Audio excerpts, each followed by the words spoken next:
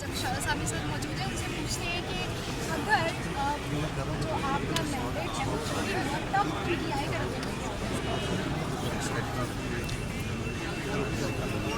क्यों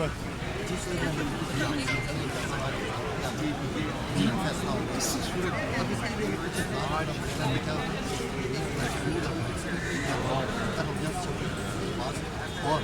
आसिफ सरदारी की सारी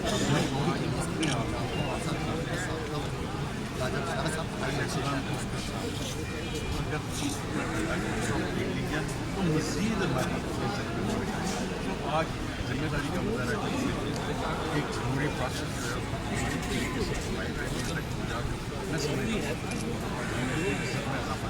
जब वोट ऑफ नो कॉन्फिडेंस पेश हुई थी तो बिलावल साहब ने ट्वीट की थी डेमोक्रेसी इज द बेस्ट।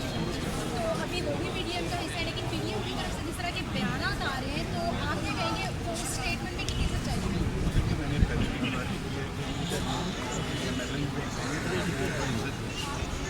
ये भी लेकिन जब वोट उनके खिलाफ जाएगा तो एक्सपेक्ट करता हूँ आज के नतज के बाद यही या इसी किस्म का बिलावल साहब